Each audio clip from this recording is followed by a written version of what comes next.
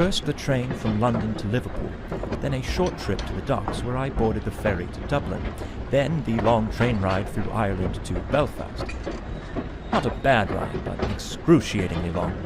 Check-in at the guest house in the town proper, quick supper, quick sleep, quick breakfast, and a hop on the local train here to the Holland and Wolff shipyard. Fortunately, it was punctual. I was worried about being tardy for being 3 hours early. My darling Claire always said to me, "Robin, you better get out of the house right now and go be useful for someone." She always did lovingly encourage me to show up for work early and give my best effort.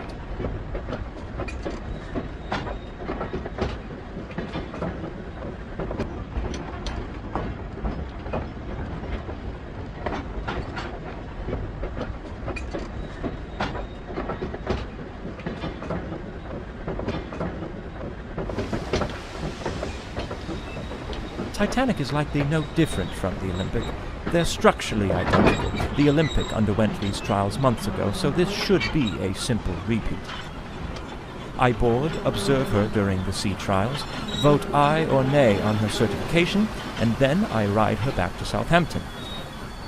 Come on, Robin, you can't mess this one up, as Claire always told me.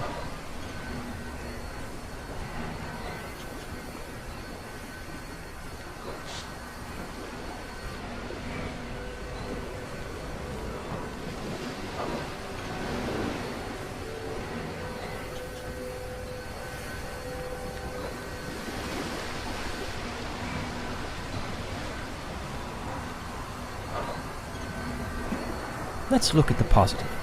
The weather broke, and now I've been given the opportunity to board the Titanic advance of the trials.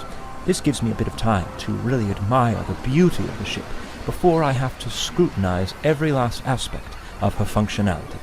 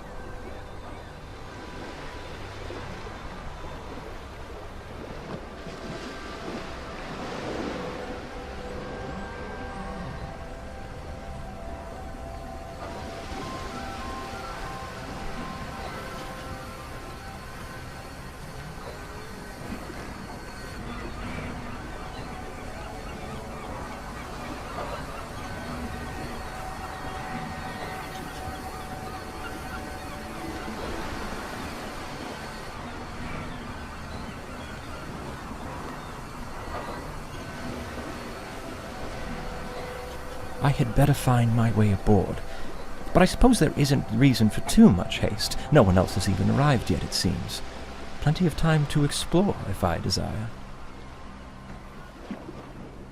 I'm quite surprised by the amount of confidence the industry is placing into this ship. She's not even certified yet, and her first ticketed voyage is just a week from now. No room for failure on these trials, I suppose. It's like getting dressed up for a date when you haven't even begun your courtship yet. How do you know if you'll be rejected or not? I learned that one the hard way.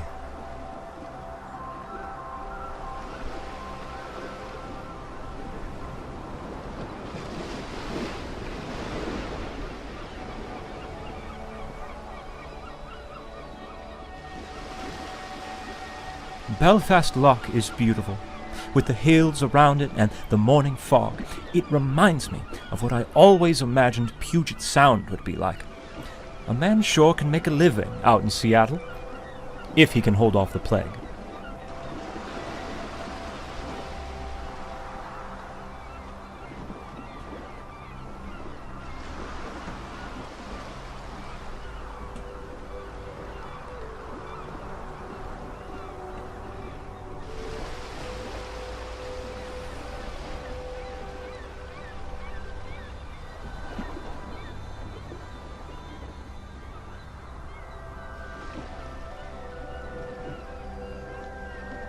I see they're doing all they can to extend my travel time.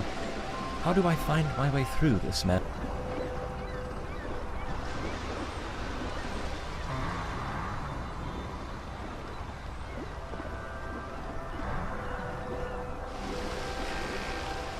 They couldn't simply move these signs out of the way. This vessel has triple screws. Yes, I feel the same way right now too, thank you.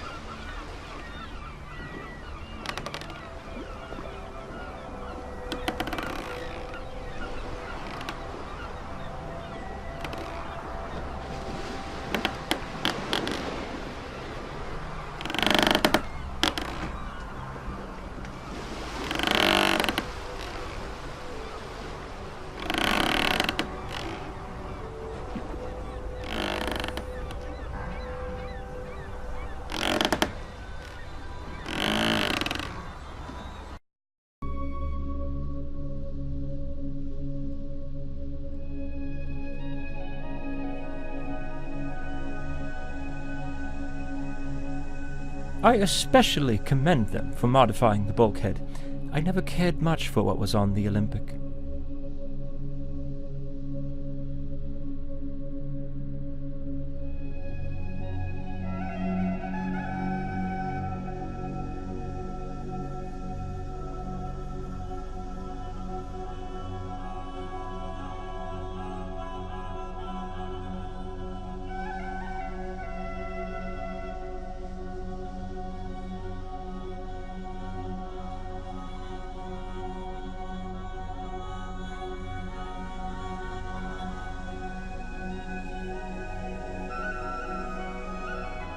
I see many of the tables are already set.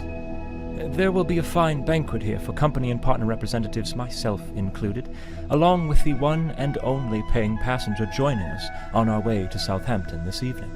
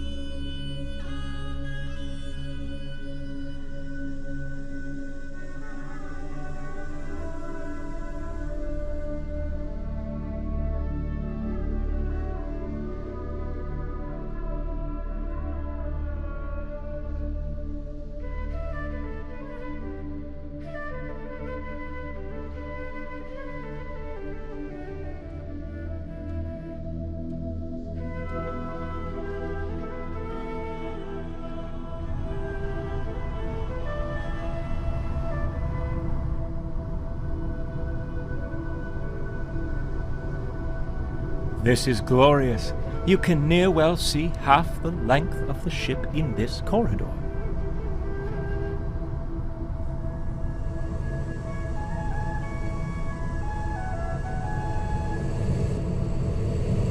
Oh dear, the door is open. Perhaps I'm not supposed to look in here, but I can't pass up this opportunity for a little adventure. Where are the workers? Oh, if Claire were here now. Well, I suppose they're likely firing up the the other boiler room.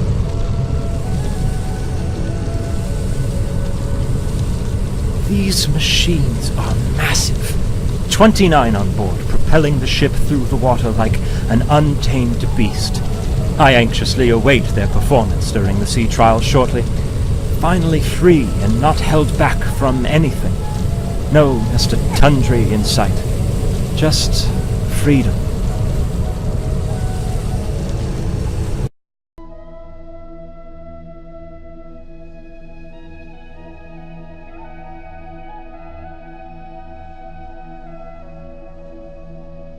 A stark contrast from the first-class accommodations, I should say, but still a major improvement from the other liners I've inspected.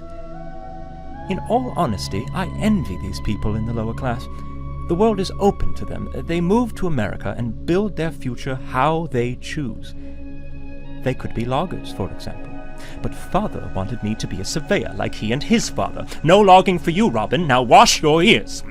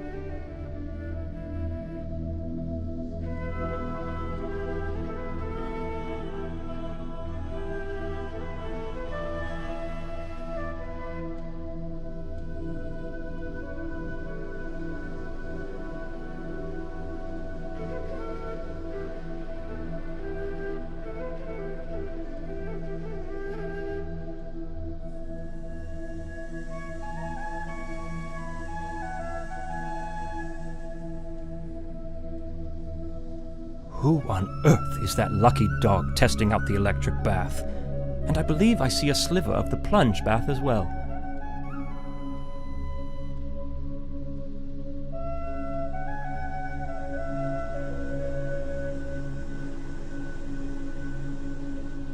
I'd hate to be corded back here in such a cramped cubby, the walls bearing down on you like all the troubles, hopes, and deepest desires you dare not dwell upon.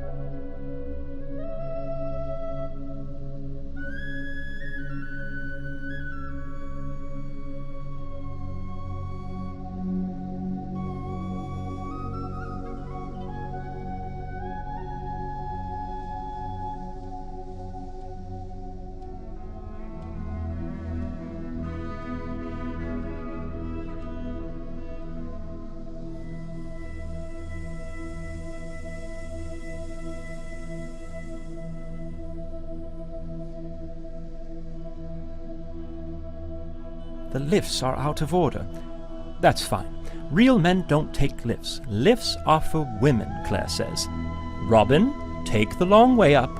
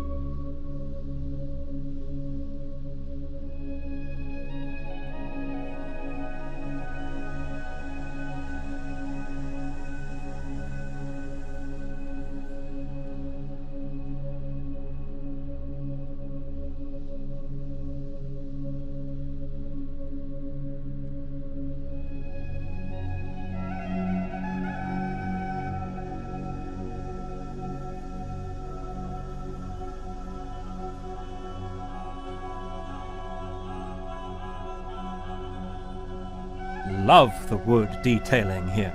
It's absolutely perplexing. Now that's a craft I can really respect. Lovely wood. I've always been fond of wood. When younger, I used to cut wood for the poor folks 2 streets over. My neighbors started calling me Robin What Wood. a fine accommodation They always for the laughed at me, unwinding but I of the don't know gentlemanly why. sort I wore that after a title long day proudly. at sea. If only it were open now, and there were men in there to socialize with, perhaps then I'd make some friends.